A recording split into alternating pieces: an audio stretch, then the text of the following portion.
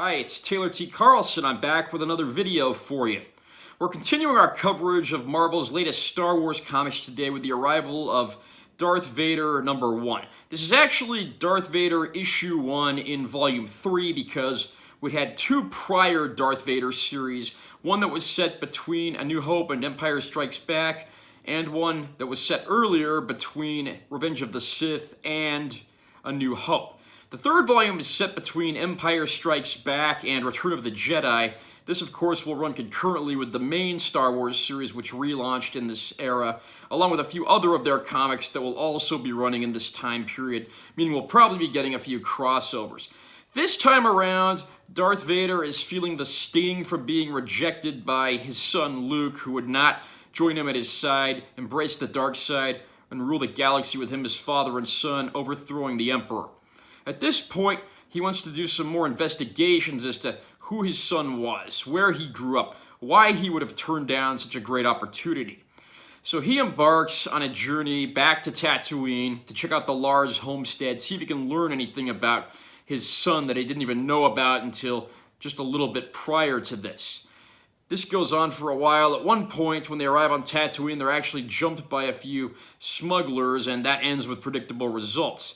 Vader goes in, gets results, and his investigations even lead him to Padme's former apartment on Coruscant, back where she stayed when she was a senator and, of course, still alive. He continues moving around, investigating, and his journey leads him to another planet, and on this planet he comes face to face with a woman who, of all things, appears to be Padme. Marvel ended several of their Star Wars comics that were set between A New Hope and Empire, relaunching them between Empire and Jedi. And, of course, Darth Vader's third volume is one such comic. Honestly, I was starting to get Vader fatigue given how many stories they'd given us. Including this, we actually have 3 volumes of Darth Vader so far, but then we also had the Target Vader comic a few months ago, as well as the Vader Dark Visions comic that was also focusing on vignettes revolving around Vader, his life, several different standalone stories combined. There was also a canceled Shadow of Vader comic as well, but we won't get into that here.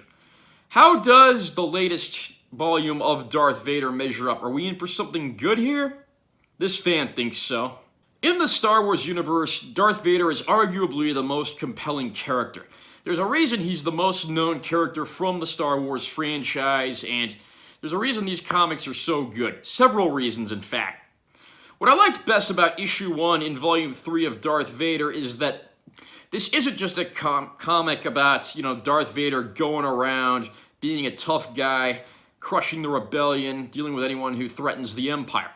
This is a much more internal comic, looking at his internal struggles following the rejection from his son, who we just found out about. Personally, I want to see more of this side of Vader. Probably the biggest weakness of this particular issue was the scene with the pirates that try to jump Vader and his Imperial henchmen, and they meet the end you would expect. We already get this. We know that Darth Vader is a tough guy. We know what he can do. We don't need it reinforced every single comic, and these moments felt more like out-of-place fillers. There's a similar scene of him thrashing some people on another world as part of his investigations as well, and again, I just don't think this issue really needed that. However, I thought this was a very good comic overall, despite its flaws and the few moments of filler and unnecessary violence. I thought it was really interesting to revisit Padme's apartment, and of course to see Vader return to the Lars homestead, of course where he was hanging out in episode 2 when his mother was killed by Tusken Raiders.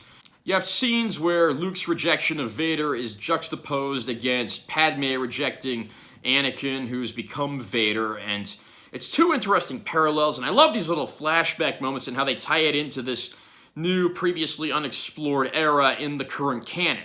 But what really has me geared up for Volume 2, of course, is this woman who is Padme or looks like Padme. Who is this? Is this one of her former handmaidens from the prequels? Is it another member of her biological family? Your guess is as good as mine, but I'm really eager to find out in Volume 2. How did you like Darth Vader Volume 3, Issue 1? Did this one win you over the way it won me over? Despite my minor complaints, I think this was an excellent comic, and I'm really looking forward to see how this unfolds because it looks like it could be quite different from the other Vader series. I'm Taylor T. Carlson. I'll see you next time.